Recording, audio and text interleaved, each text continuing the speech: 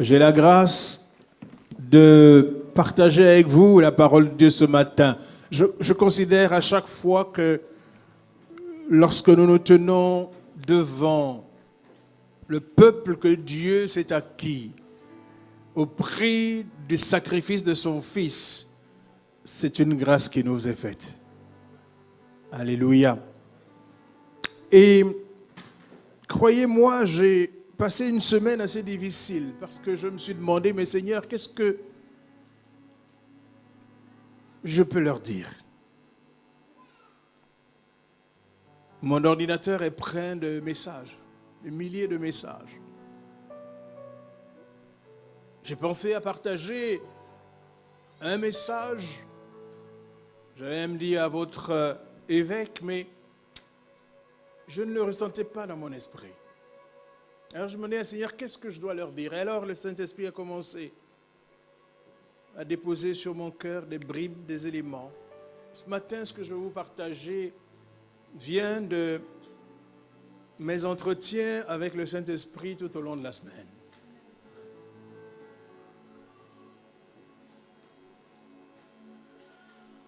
Et j'ai intitulé mon partage ce matin « Le combat de la maturité ». Et nous allons ouvrir cette parole avec l'épître de l'apôtre Paul aux Éphésiens, au chapitre 4, versets 11 à 17. Je vais la lire dans la version Parole de vie qui m'a beaucoup parlé. Éphésiens 4, versets 11 à 17. Voici les dons que le Christ a faits. Les uns ont reçu d'être apôtres, ou bien d'être prophètes, ou bien d'annoncer la bonne nouvelle. D'autres ont reçu le don de conduire le peuple de Dieu, ou encore d'enseigner. Par ces dons, le Christ a voulu former ceux qui appartiennent à Dieu. Ainsi, ils peuvent accomplir leur service de chrétien pour construire le corps de Christ. Alors, tous ensemble, nous aurons peu à peu une même foi et une même connaissance du Fils de Dieu. Finalement, nous serons des chrétiens adultes et nous atteindrons la taille parfaite du Christ. Nous ne serons plus des bébés. Nous ne ressemblerons plus à un petit bateau poussé dans tous les sens par les vagues de la mer. Nous ne serons plus emportés de tous les côtés par le vent des idées fausses. Les gens ne nous tromperont plus avec leurs mensonges habiles, mais en disant la vérité avec amour, nous grandirons en tout vers celui qui est la tête, le Christ. C'est par lui que toutes les parties du corps tiennent ensemble et sont unies. Beaucoup d'articulations servent à unir le corps. Et quand chaque partie du corps grandit et se construit lui-même dans l'amour, c'est pourquoi je vous dis et j'insiste au nom du Seigneur, ne vivez plus comme ceux qui ne connaissent pas Dieu. Alléluia. Dieu a un objectif avec chacun de nous. Une fois que nous avons emprunté le chemin nouveau de la foi, une fois que nous avons donné notre vie à Christ,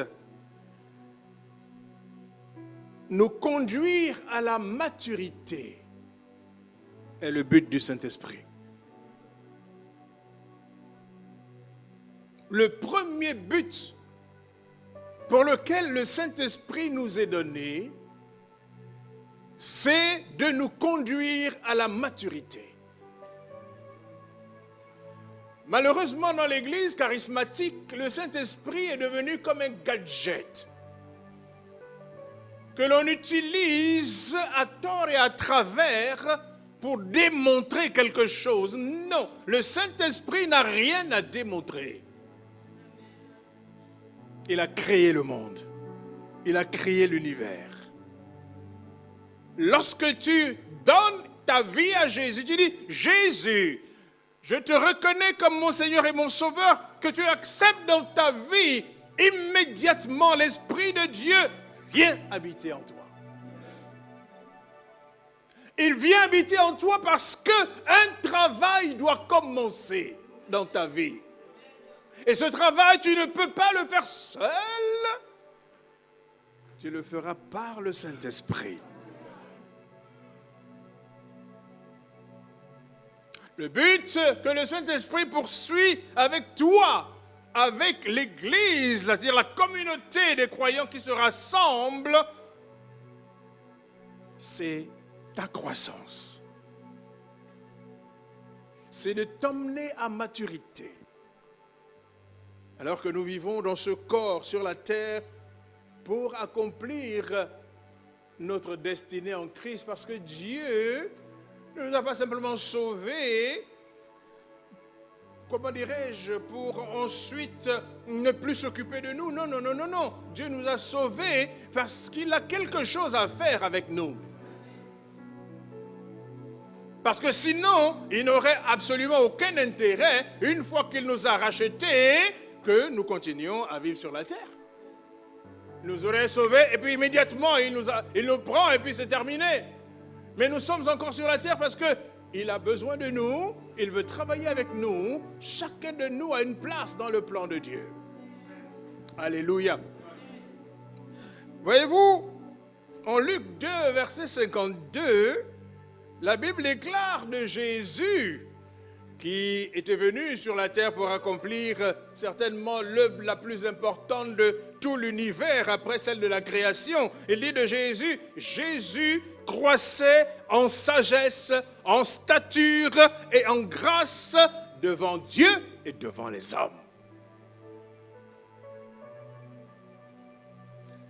Voyez-vous, sur ce chemin de la croissance vers la maturité, il y a des crises qui peuvent se produire. Des crises qui sont semblables à celles que l'être humain peut connaître dans sa croissance normale vers l'âge adulte. Et dans le cadre de la vie naturelle de l'homme, cette crise s'appelle la crise d'adolescence.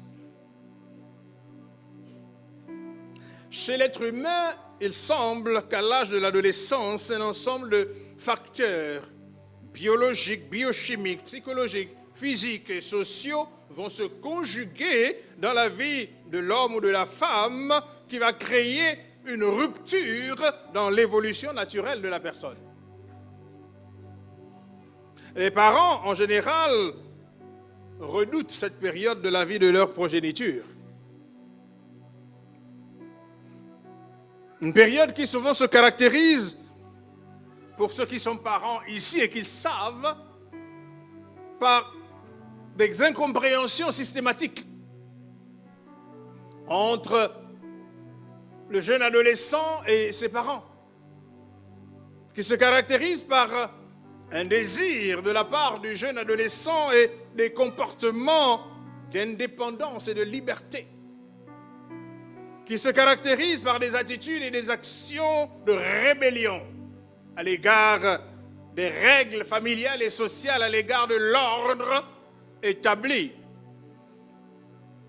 Une période qui va se caractériser chez l'adolescent par une volonté d'affirmer ses goûts et ses besoins personnels. Et qui va être marquée aussi par des attitudes narcissiques et égoïstes. Moi d'abord. Et ainsi de suite. Les spécialistes mieux que moi, les psychologues de l'enfant, les sociologues, ont étudié et continuent d'étudier cette période difficile de la croissance humaine vers la maturité qu'est l'adolescence. Si vous n'êtes pas parent et si vous n'avez pas encore vécu ce passage d'un de vos enfants, de l'enfance à l'adolescence, cela veut dire que il y a encore des choses qui vous attendent.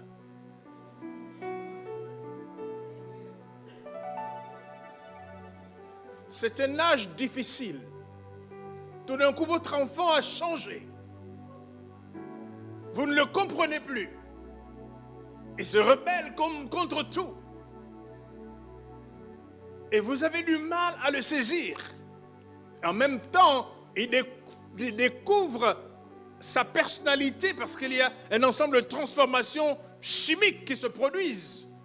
Pour le jeune garçon, il commence à pousser de la barbe, des moustaches, sa voix change, elle devient grave, rauque. Et chez la jeune fille également, des changements physiques se manifestent. Et ça pose des questions à la personne elle-même, à l'adolescent lui-même. Il veut se retrouver. C'est un âge difficile. Et c'est la raison pour laquelle souvent on parle de crise de l'adolescence.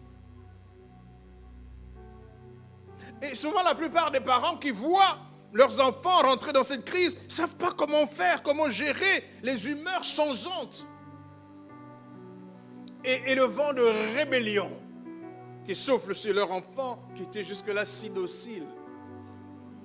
Parfois, la rigidité de certains parents sur les règles et les valeurs qui fondent l'éducation qu'ils veulent donner à leur enfant. Le manque de compréhension également à l'égard des changements qui se produisent dans la vie de leur enfant. Le manque d'ouverture d'esprit, le manque d'amour et d'affection manifestés sont autant de facteurs qui vont radicaliser la crise par laquelle cet enfant va passer. Mais souvent, le dialogue, la communication, une écoute pleine d'empathie, l'explication des mesures et des règles pour en faire saisir le sens et le bien fondé, la flexibilité parentale dans la fermeté des principes et des valeurs sont autant de facteurs qui peuvent aider à encadrer cette crise d'adolescence.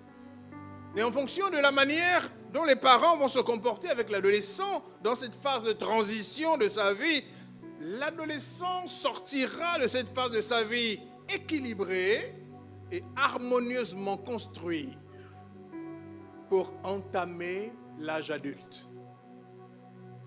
Ou alors, il sortira déchiré, meurtri, déséquilibré et deviendra un problème pour la société à l'âge adulte. C'est un défi. Les parents chrétiens ont en plus la prière dans laquelle ils vont porter leurs enfants. Vous savez, ce n'est pas parce que vous êtes convertis qu'automatiquement vos enfants le sont. Même s'ils vous suivent pour aller à l'école du dimanche. Ils vous suivent par obéissance parce qu'ils ne peuvent rien faire d'autre. Mais ils ne sont pas convertis. Le travail des parents est de prier pour que ces enfants qui les suivent se convertissent. Lorsque votre enfant a rencontré Jésus avant qu'il ne rentre dans cet âge de l'adolescence, ça ne se passe plus de la même manière. Ça ne se passe plus de la même manière. Et c'est un repos pour les parents. Parce que Dieu l'a pris en charge. C'est le Saint-Esprit qui le guide. C'est le Saint-Esprit qui le conduit. Et vous éprouvez du repos. Moi, on m'a posé à maintes reprises la question de savoir comment comment tu as fait avec tes enfants pour que tous suivent le chemin du Seigneur? Je n'ai pas connu, comme certains parents, la violence de la traversée de l'âge de l'adolescence au milieu de mes enfants.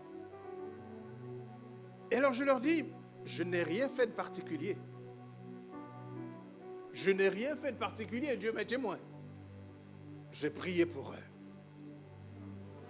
Et j'ai fait ce que je croyais juste de faire pour qu'ils ne sentent pas le poids de la dictature familiale, mais à un moment donné, une certaine ouverture pour qu'ils aperçoivent, qu'ils voient qu'il y a une certaine compréhension dans le cheminement qu'ils sont en train de réaliser.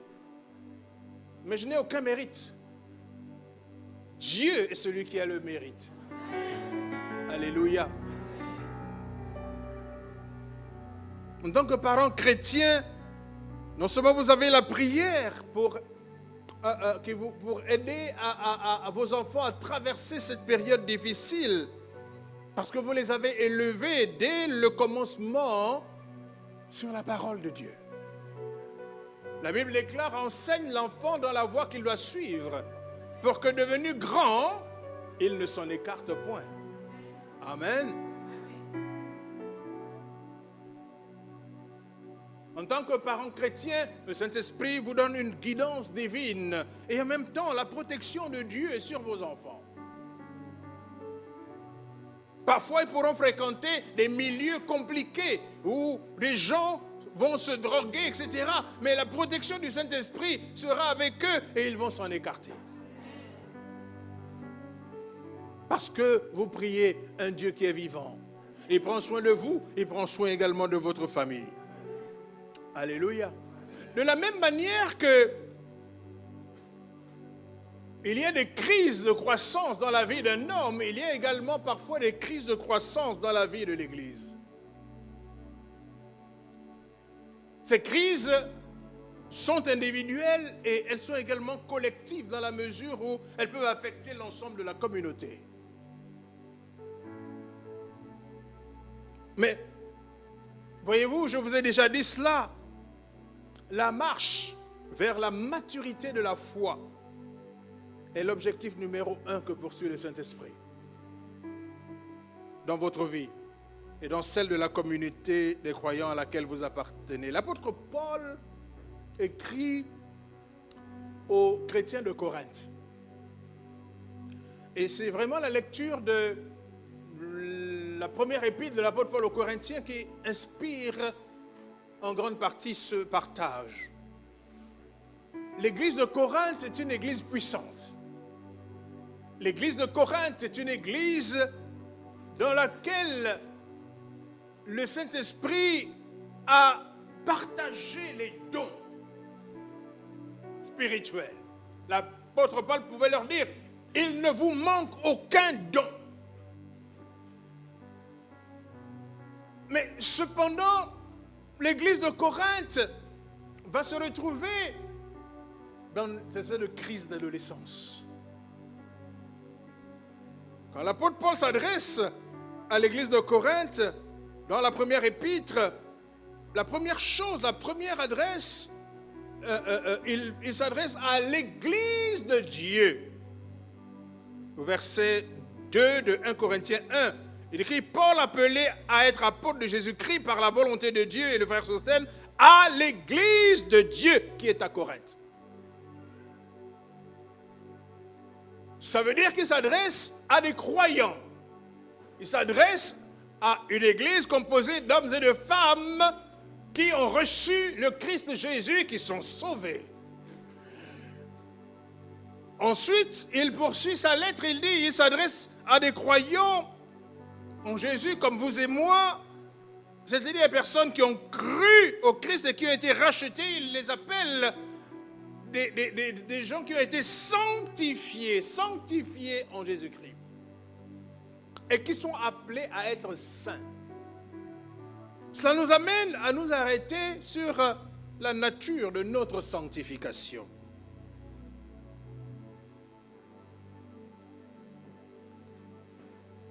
La Bible et la théologie biblique nous enseignent deux formes de sanctification. La sanctification positionnelle et la sanctification pratique. Lorsque l'apôtre Paul dit des croyants de Corinthe, à ceux qui sont sanctifiés, il leur attribue le statut de sanctifiés. Ce sont encore de jeunes croyants.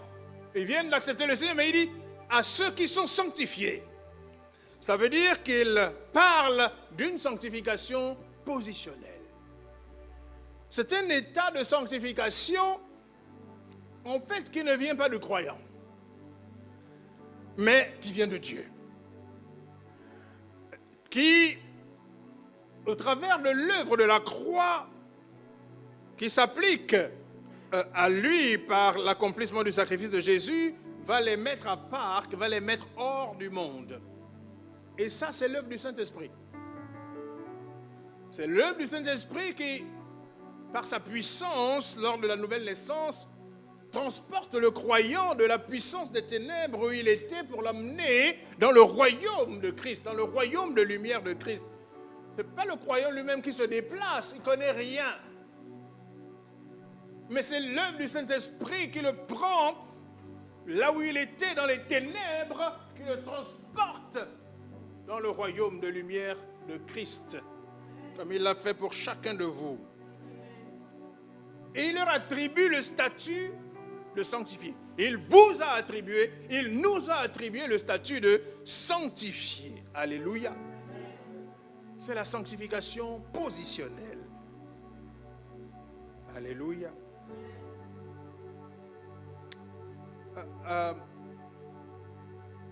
L'apôtre Paul, toujours dans Éphésiens 2, 4 à 7, dit ceci. Mais Dieu qui est riche en miséricorde à cause du grand amour dont il nous a aimés, nous qui étions morts par nos offenses, nous a rendus à la vie avec Christ. C'est par grâce que vous êtes sauvés.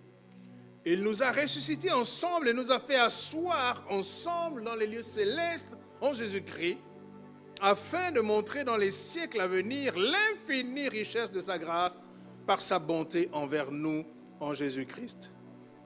Il y a donc une transformation de notre statut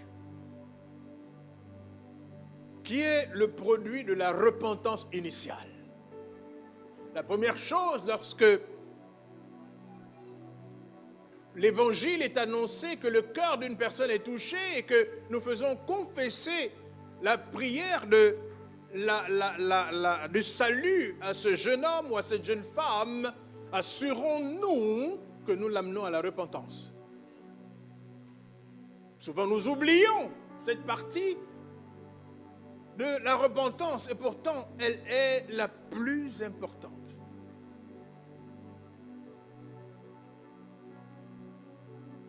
La sanctification positionnelle est donc acquise.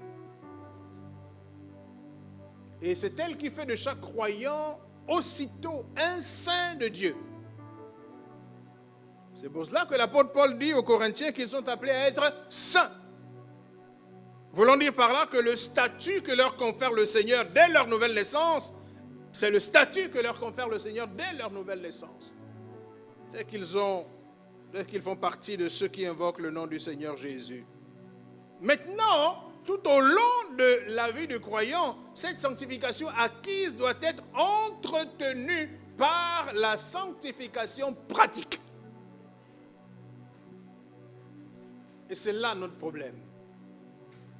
Et c'est là le combat de la maturité. Qu'est-ce que c'est que la sanctification pratique? Lorsque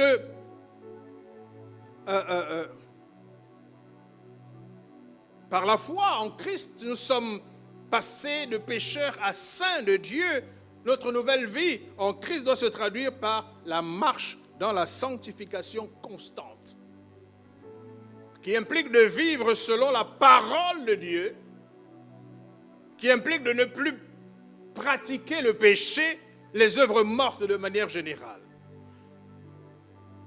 Mais la sanctification pratique ne va pas de soi. Elle implique un effort et un engagement de notre part. Pourquoi? Parce qu'il y a une guerre constante qui est faite à l'âme du croyant par Satan. Nous devons donc comprendre que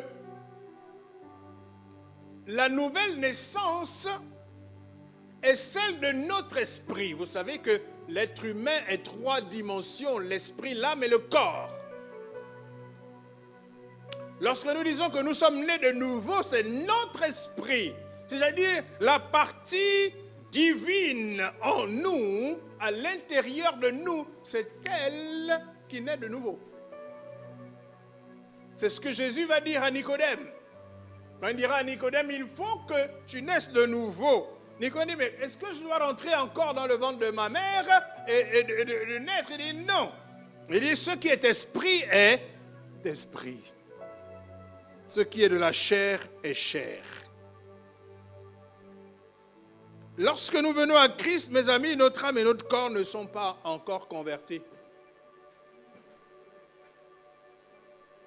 J'aimerais que vous réalisiez cela. Quand vous êtes né, vous étiez un esprit, une âme et un corps. Mais le problème, c'est que comme vous êtes né dans le péché, depuis Adam et Ève, la communication avec Dieu a été coupée. L'esprit qui est l'organe qui communique avec l'Esprit de Dieu est mort. Ce qui fait que l'homme naturel agit dans le monde essentiellement à travers son âme et son corps. Vous me suivez? C'est seulement notre esprit qui est régénéré. Ça veut dire que c'est comme rallumé à la vie de Dieu. Et c'est l'Esprit de Dieu qui... Vous savez, c'est un peu comme l'image que j'ai, c'est l'image d'un laser qui est projeté sur un véhicule qui ne marchait pas, et puis tout d'un coup ce véhicule se met à marcher. Parce qu'il a reçu l'impulsion électrique venant du laser. Il semble qu'aujourd'hui, les Russes soient capables d'inactiver un satellite en projetant un faisceau laser sur le satellite. Il en est un peu, c'est l'image du croyant dont l'esprit était mort, entre guillemets, et qui, lorsqu'il reçoit la foi pour croire en Jésus, il y a comme un faisceau laser que le Saint-Esprit envoie dans notre esprit qui revient à la vie de Dieu. Et nous naissons de nouveau. Et dès que nous naissons de nouveau, notre esprit est reconnecté à l'Esprit de Dieu. Et voyez-vous, nous devenons à ce moment-là comme une continuité de la divinité céleste. Comme ça a été au début, avec Adam et Ève dans le jardin d'Éden. Et c'est ce que l'Écriture nous confirme lorsqu'elle déclare que nous devenons fils de Dieu dans Jean 1, verset 12. Il dit, mais à ceux qui l'ont reçu, à ceux qui ont cru en son nom, il a donné le pouvoir de devenir enfants de Dieu. C'est un pouvoir, c'est une puissance qui nous permet de devenir enfants de Dieu.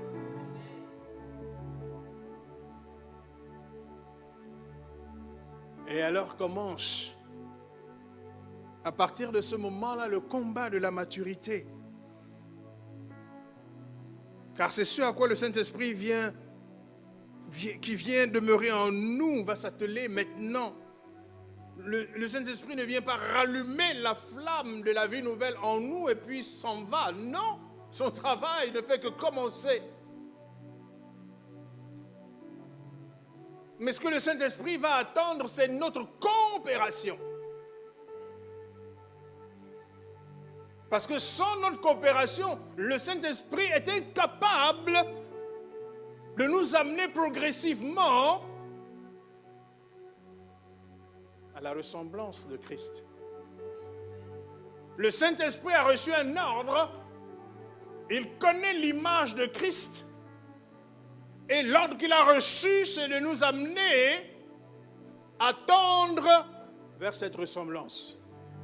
Lorsque j'étais jeune croyant, j'aimais beaucoup lire. J'achetais des livres, des témoignages, des livres d'édification. Et un jour, j'ai acheté un livre qui s'intitulait « Tendre vers la stature parfaite de Christ ». Et j'ai commencé à lire ce livre. Dès les premières pages, je me suis senti troublé. Et au fur et à mesure que je continuais, je dis non, c'est impossible. J'ai jeté le livre.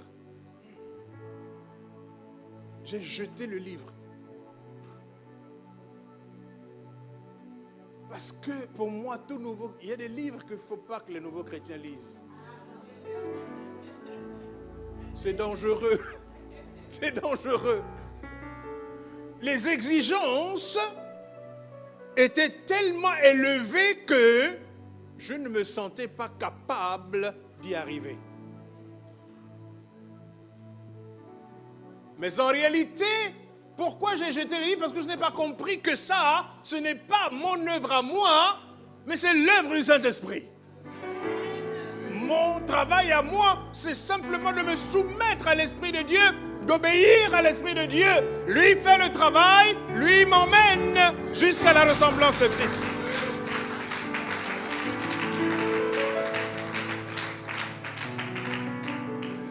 La vie chrétienne, bien-aimée, lorsqu'on est en Christ, nous ne nous appartenons plus. Nous appartenons à Dieu, nous appartenons au Seigneur, c'est lui qui prend les commandes de notre vie. En réalité, vous réaliserez que nous avons des problèmes souvent parce que nous-mêmes, nous avons voulu prendre les rênes de notre vie. Alors le Seigneur se met dans un coin et nous regarde. Essaye. Vous savez, c'est comme les bébés. Un bébé qui commence à grandir, dès qu'il commence à vouloir se lever, il pense que maintenant il peut marcher comme un adulte. Et alors, à certains moments, sans aucun support, il va vouloir se lever, commencer à marcher, mais vous avez peur. Parce que vous dites qu'il va tomber. Et effectivement, il tombe. Mais ça fait partie de l'apprentissage. Alléluia. Lorsque l'apôtre Jean, par exemple, va dire aux croyants de son époque, et même à nous aujourd'hui, en 3 Jean 1, 2, il dit, « Je souhaite que tu prospères à tous égards, et que tu sois en bonne santé, comme prospère l'état de ton âme. » Ce passage, souvent, n'est pas bien compris. L'apôtre Jean parle à un croyant qui est régénéré. En réalité, son esprit est déjà vivifié, en contact, en communion avec le Seigneur. Je crois pour ma part que Jean ici parle de 3 autres types de progrès qui doivent être manifestes dans la vie du croyant. Le premier, me semble-t-il, c'est la prospérité dans ce qu'il fait, la prospérité dans ce qu'il entreprend. Ça parle donc, en fait, d'une prospérité d'un point de vue matériel. Le deuxième type de progrès, lorsque l'apôtre Jean parle de prospérer à tous égards, être en bonne santé, il parle de la prospérité du corps physique, qui est la santé physique. Parce que en tant qu'enfants de Dieu, nous avons des promesses. Alléluia. Et le troisième progrès dont parle l'apôtre Paul ici, c'est la prospérité de l'état de l'âme. Parce qu'il dit, comme prospère l'état de ton âme. La prospérité de l'âme ici est la chose la plus importante des trois. Les autres progrès dépendent du progrès de l'âme. Puisqu'il dit, comme prospère l'état de ton âme. Le processus qui définit la prospérité de l'âme est celui de la marche vers la maturité. C'est celui-là qui conduit à la transformation intérieure, conduisant l'âme du croyant à désormais vivre par l'esprit. Donc, chez l'homme naturel, l'âme n'est pas soumise à l'esprit parce que l'esprit est mort. Mais chez l'enfant de Dieu maintenant, la vie de l'âme doit se soumettre maintenant aux ordres et aux impératifs de l'esprit. Voilà la principale transformation qui doit s'opérer dans notre vie en tant que croyants. La croissance spirituelle ne consiste pas forcément en une modification du volume de notre esprit, parce qu'on ne voit pas notre esprit. Mais je crois qu'elle doit consister dans une plus grande symbiose, dans une plus grande adéquation, dans une plus grande interpénétration avec l'Esprit de Dieu. Et cela par l'action puissante du Saint-Esprit, de la parole de Dieu. La parole de Dieu, qui elle-même est esprit. La parole de Dieu qui elle-même est esprit. Jésus a dit en Jean 6, 3, les paroles que je vous ai dites sont esprit et vie. La parole de Dieu est la nourriture de l'esprit humain. C'est la nourriture.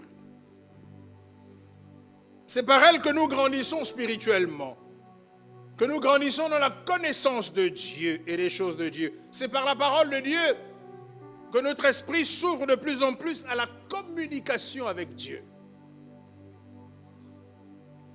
La deuxième chose qui nous connecte davantage, qui connecte l'esprit du croyant à l'esprit de Dieu, c'est le fait de demeurer dans la présence de Dieu par la prière, qui recherche Dieu par lui-même et pour sa volonté. Non pas la prière qui est à chaque fois, Seigneur, je viens te demander.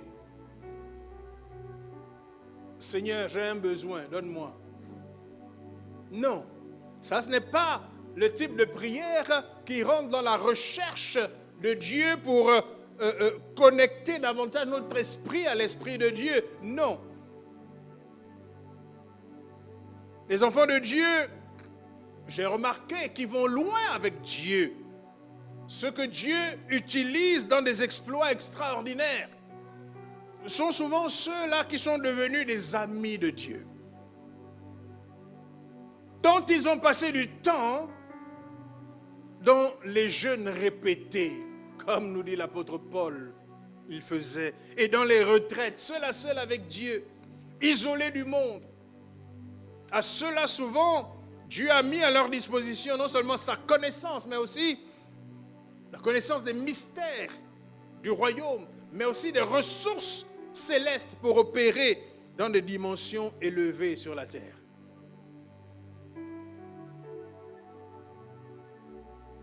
Lorsque l'esprit du croyant grandit dans la communion avec Dieu, avec l'esprit de Dieu, ce qui se passe, c'est qu'il va influencer le comportement de l'âme. Comme je vous ai dit tout à l'heure, avant la conversion, l'âme occupe une place dominante dans la vie de l'homme sans Dieu. L'âme est la tour de contrôle qui détermine la nature de la vie physique et psychique de l'homme. L'âme est le siège de la pensée, de la réflexion, de l'intelligence. L'âme est le siège des sentiments, des émotions. L'âme est le siège de la volonté propre de l'homme. Or, l'âme qui ne connaît pas Dieu, dont l'esprit est mort à Dieu au fil des années, depuis l'enfance, est sous le contrôle et la manipulation de Satan. L'âme, votre âme, est éduquée par le monde et ses valeurs familiales, sociétales, influencée par le diable et ses démons qui l'orientent vers le mal et tout ce que Dieu réprouve. Toutes les œuvres mortes, toutes les actions qui manifestent la méchanceté de l'homme sortent de l'âme humaine sans Dieu. Et c'est cette âme qui souvent est désignée par le cœur de l'homme. Ecclésiaste 9.3 déclare: ceci était mal parmi tout ce qui se fait sous le soleil, c'est qu'il y a pour tous un même sort. Aussi le cœur des fils de l'homme est-il plein de méchanceté. Et la folie est dans le cœur pendant leur vie. Après quoi, ils vont chez les morts. En Matthieu 15.19, le Seigneur Jésus déclare lui-même: c'est du cœur, donc de l'âme, que viennent les mauvaises pensées, les meurtres, les adultères, les impudicités, les vols, les faux témoignages, les calomnies, qui sont des choses qui souillent l'homme. Bien-aimés, les mauvaises actions, les paroles mauvaises, les attitudes mauvaises sont la conséquence de pensées mauvaises qui proviennent de l'âme non transformée. Et l'âme du croyant sauvé, mais qui ne se soumet pas au travail de transformation de l'esprit, conduit à des nains spirituels dans l'église.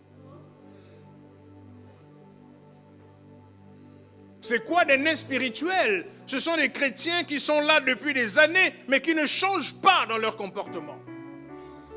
Parce que l'esprit n'a pas réussi à influencer, transformer définitivement leur âme. Croyez-moi, ils peuvent même avoir des dons spirituels. Ils peuvent chasser des démons. Ils peuvent imposer les mains aux malades et les guérir. Ils peuvent prophétiser. Et ils peuvent être baptisés du Saint-Esprit. Mais ils ne grandissent pas pour atteindre l'objectif de la ressemblance avec Christ. Ce n'est pas tout que d'exploser et de manifester la puissance de Dieu, de chasser les démons. Non, ce n'est pas tout, mes amis. Ce que Dieu poursuit pour vous, est-ce que vous marchez vers la ressemblance avec Christ? C'est cela que Dieu regarde. Parce que vous savez, les dons spirituels qui vous permettent de manifester la puissance de Dieu à gauche et à droite dans l'église ne vous appartiennent pas.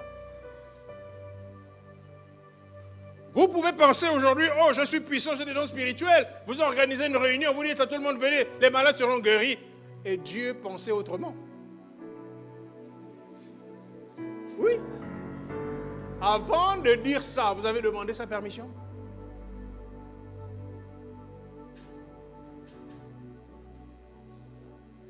Nul n'est propriétaire des dons spirituels. Celui qui est propriétaire des dons spirituels, c'est le Saint-Esprit. La Bible déclare que le Saint-Esprit partage, n'est-ce pas, les dons spirituels il accomplit les différentes opérations, mais il n'y a qu'un seul esprit qui possède tous ces dons. Et il les distribue comme il veut. À toi, il va te dire: ok, je vais t'utiliser dans la guérison. Je te donne le don de guérison. Mais il ne te donne pas le don de prophétie.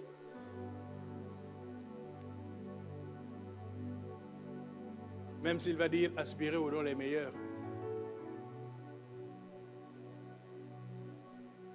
Vous ne choisissez pas les dons que vous voulez. Ils sont sous le commandement du Saint-Esprit. Alléluia. Donc vous avez ces chrétiens nains parfois qui peuvent avoir des dons spirituels, sont baptisés de Saint-Esprit, mais qui ne grandissent pas pour atteindre l'objectif de Dieu. Dans leur vie, ce qui est manifeste, ce n'est pas le fruit de l'esprit de Galates 5, 22. Qu'est-ce que Galates 5, 22 dit? Si nous voulons ressembler à Christ, quel fruit faut-il manifester? 1. L'amour. 2. La joie. 3. La paix. 4. La patience. 5. La bienveillance. 6. La bonté. 7. La fidélité. 8. La douceur. 9. La maîtrise de soi.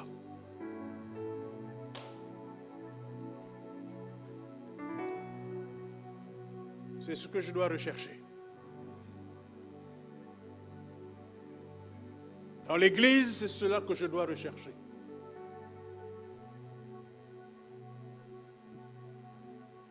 Mais, le contraire, je dis bien étant en Christ.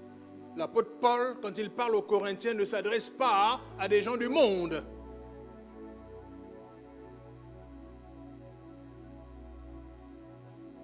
C'est le contraire en Christ. 1. La haine ou la jalousie.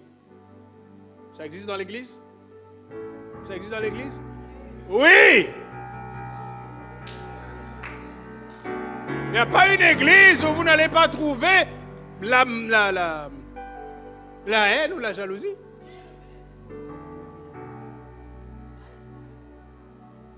Un homme de Dieu a écrit un livre, il l'a intitulé « Église parfaite, s'abstenir ».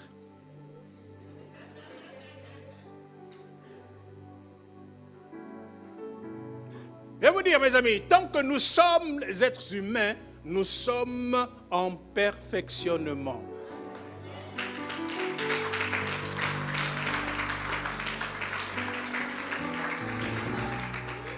Chacun d'entre nous, y compris votre évêque ou super évêque ou archevêque, il n'est pas encore parvenu à la ressemblance parfaite avec Christ. Nous sommes tous en perfectionnement.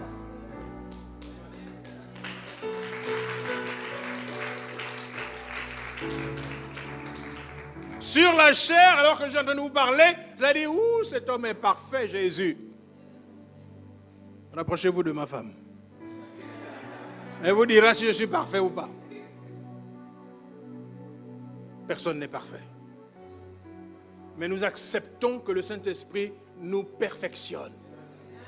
Et le but pour lequel Dieu a établi les dons de ministère, il a donné des apôtres, des prophètes, des évangélistes, des docteurs, des pasteurs, il a dit que c'est pour le perfectionnement des saints en vue de l'œuvre du ministère.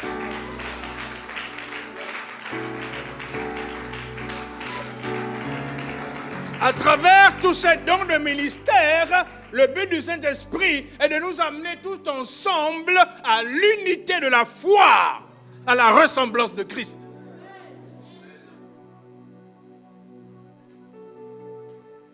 La tristesse chronique. Vous avez des gens qui ne sont jamais contents. Même il vient juste de réveiller, il est triste.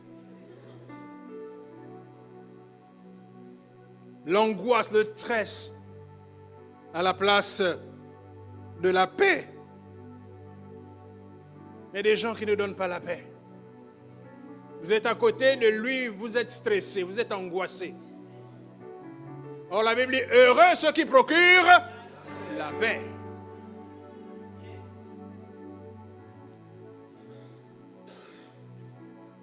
Ils sont impatients au lieu de cultiver la patience. Ils sont malveillants au lieu de cultiver la bienveillance. Ils sont méchants au lieu de cultiver la bonté. L'une des choses qui me terrifie le plus, c'est quand je vois un enfant de Dieu être méchant. Parce que la méchanceté, c'est Satan en personne. Donc quand un enfant de Dieu se montre méchant, oh, je dis, mon Dieu, qui est-ce que tu sers?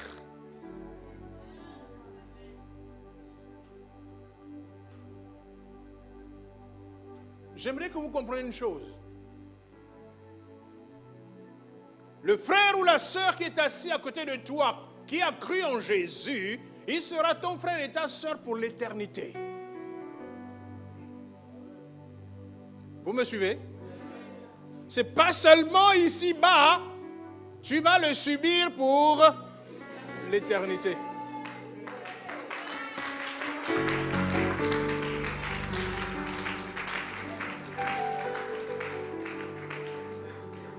Ça veut dire quoi? Ça veut dire que, à la limite, il vaut mieux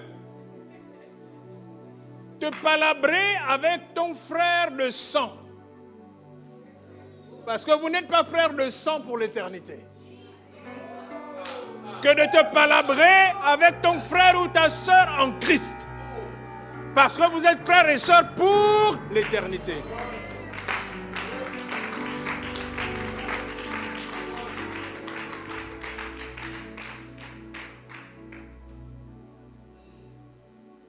Imagine que tu es en désaccord avec ton frère et sœur ici, là. Et puis, vous vous retrouvez en haut. Moi, je me pose la question, vous allez vous regarder comment?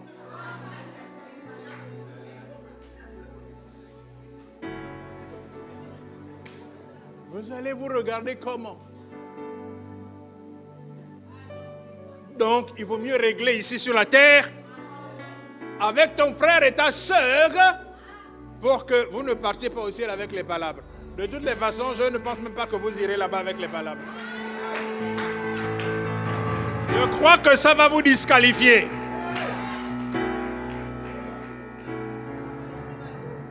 Et c'est la raison pour laquelle Dieu, Jésus va dire, l'une des choses les plus importantes, il dit, quand vous priez, dites, vous demandez pardon à Dieu. Pardonne-nous comme à ceux qui nous ont offensés. Ça veut dire quoi? Ton frère ou ta soeur t'a offensé. Alléluia. Avant d'aller demander pardon à Dieu. Parce que Dieu ne te regardera même pas. Dieu désire que tu ailles demander pardon à ton frère, te réconcilier avec lui. Jésus va même plus loin. Il dit, tu veux aller prier, mais là tu te souviens que toi tu n'as rien fait à personne. Mais tu te souviens que depuis un certain temps, telle personne ne me parle plus. Donc il a quelque chose contre moi. Jésus dit, laisse là ta prière et ton offrande. Et va te réconcilier avec ton frère. Ça, c'est l'église de Dieu. Dans l'église de Dieu, on ne se garde pas dents. Dans l'église de Dieu, on ne se venge pas sur l'autre parce qu'il m'a fait ceci ou il m'a dit cela. Dans l'église de Dieu, ce n'est plus la loi du talion, œil pour œil, dent pour dent.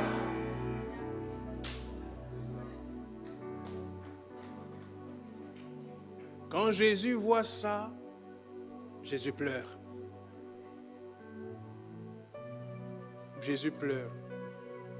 Je suis d'accord avec vous. La méchanceté que je vois aujourd'hui dans l'église, je ne l'ai jamais vécue dans le monde. Jamais. Et ce n'est pas quelque chose qui réjouit le Seigneur.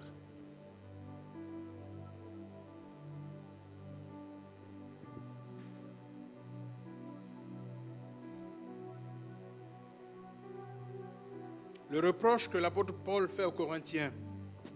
Il me reste combien de temps?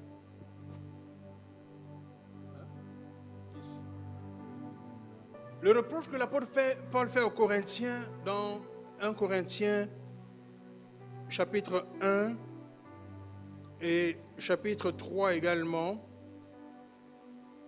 Je vous lisez 1 Corinthiens 1, 10 à 13. Je résume. L'apôtre Paul dit aux Corinthiens, vous êtes divisés.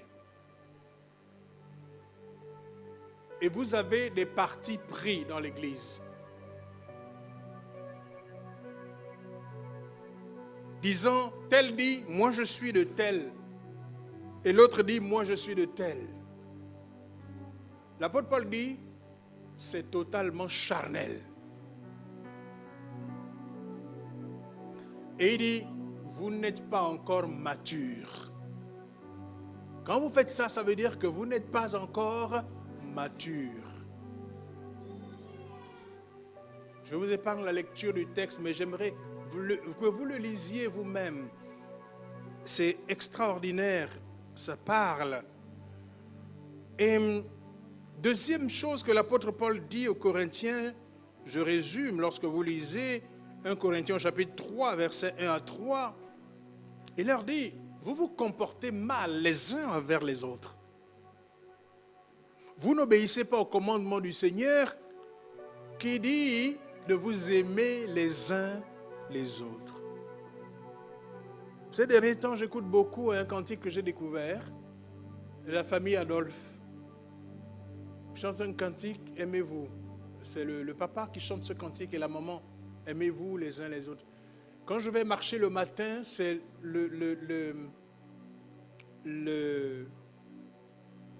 la musique et la chanson que j'écoute. Ça réchauffe mon âme. Je vous invite à l'écouter. Je ne sais pas si vous l'avez déjà écouté. Qui l'a écouté?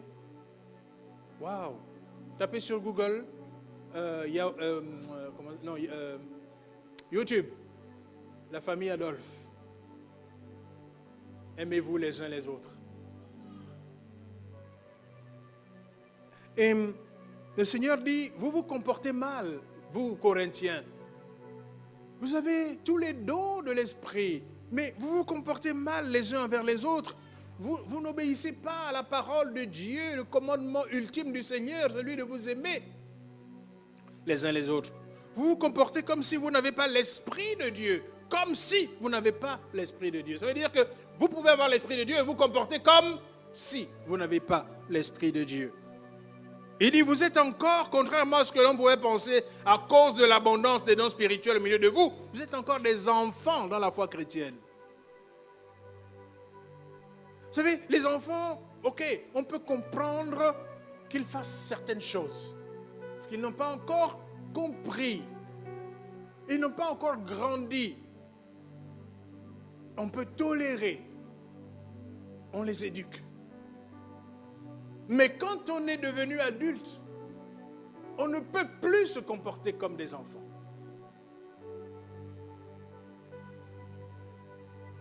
Troisièmement, ce que l'apôtre Paul dit, vous vivez encore dans le péché.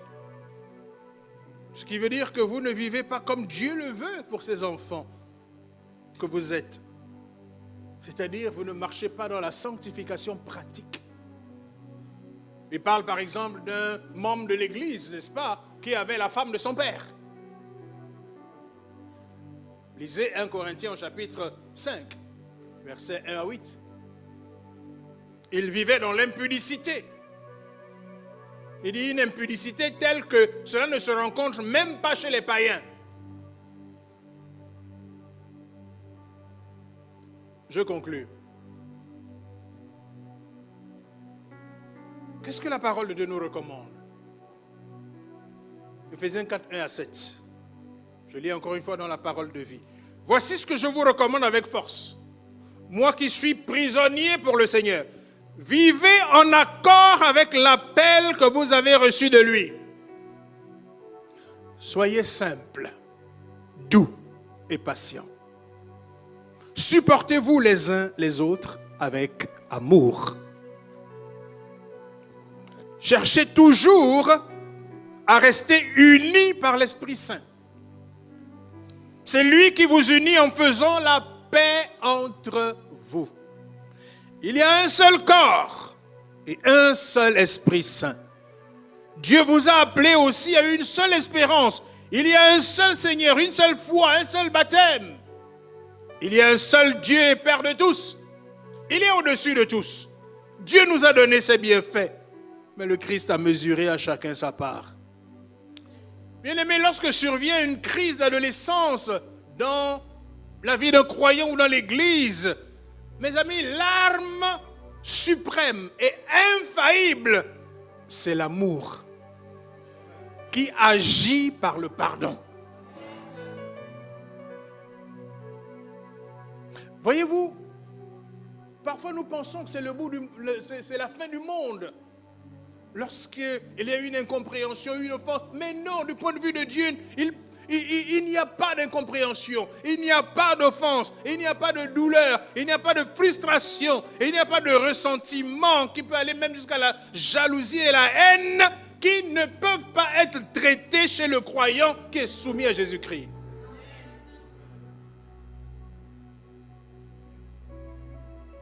Tant que nous serons sur la terre des vivants,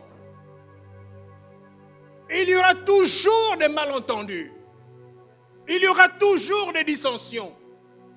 Il y aura toujours, oh, tel a dit ceci, oh, tel a dit cela, oh, tel a dit... Vous savez, moi j'ai un principe de vie. Et ma femme le sait. Je ne parle jamais de quelqu'un. Jamais. Lorsque quelqu'un vient me voir et que nous conversons et qu'il engage une conversation en parlant de quelqu'un d'autre, je l'arrête.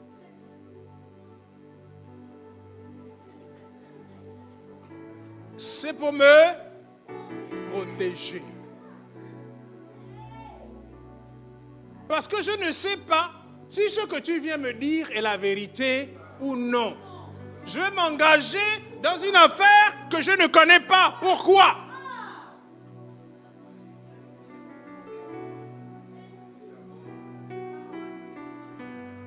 Parfois, ma femme, effectivement, elle allume des conversations, elle commence à parler de quelqu'un. Je dis, tu sais que je n'aime pas ça.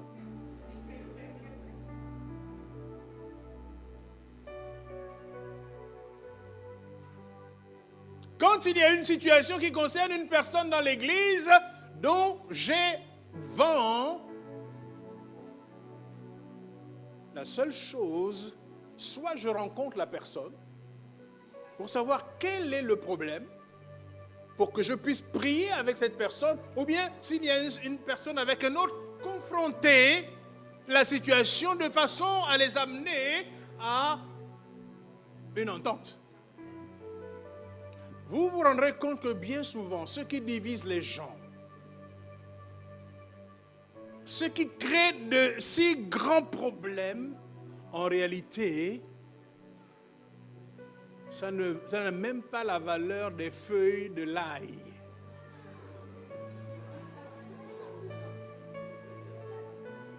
Hein? Vous savez ceux qui font la cuisine là.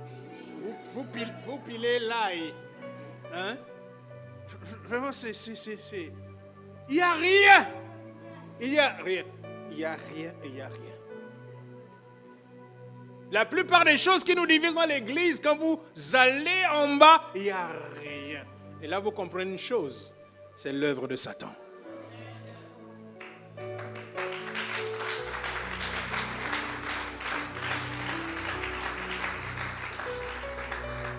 C'est la raison pour laquelle n'oublions jamais que notre ennemi, c'est le diable. À travers tout ce que nous entendons, qui peut nous amener à nous cogner les têtes derrière, il y a le diable. N'est-ce pas qu'il est venu cogner la tête d'Adam et Ève et Dieu? Il est venu tranquillement. Dieu a-t-il réellement dit? Hein? Histoire de dire que tout ce que Dieu vous a dit là, il vous a menti. Ok, j'aurais été Adam et Ève à ce moment-là, avec mon niveau de connaissance aujourd'hui, j'aurais arrêté la conversation. Satan, je ne t'écoute pas. Le serpent, je ne t'écoute plus. Je vais voir Dieu. Dieu, le serpent est venu me voir. Voilà ce que le serpent m'a dit. Est-ce que tu me confirmes ou est-ce que tu démens?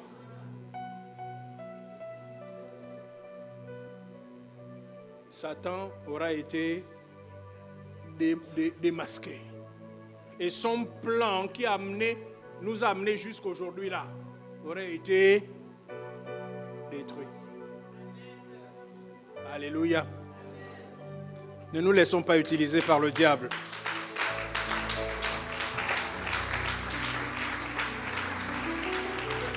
C'est par l'application stricte de la parole de Dieu qui nous dit en la matière ce que nous devons faire, que nous réussirons à surmonter cette crise causée par cette crise d'adolescence, causée par l'éloignement, l'indépendance, la prise de liberté à l'égard des prescriptions de la parole de Dieu.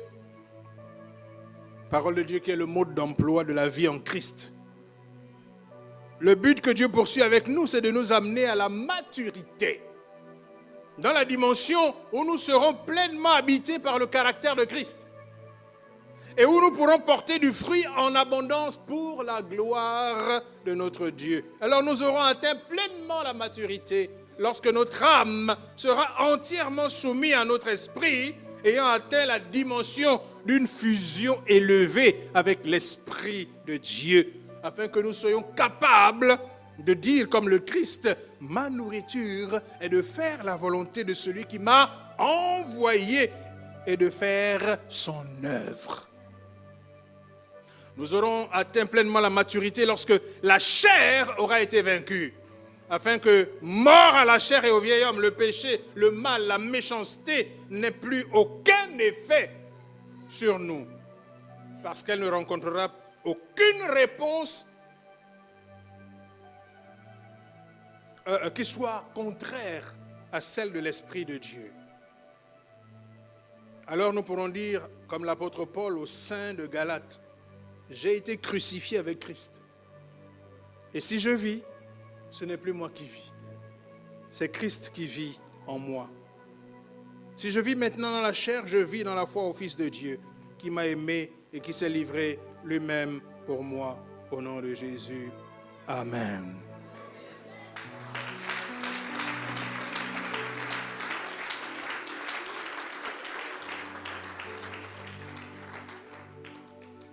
Gloire à Jésus.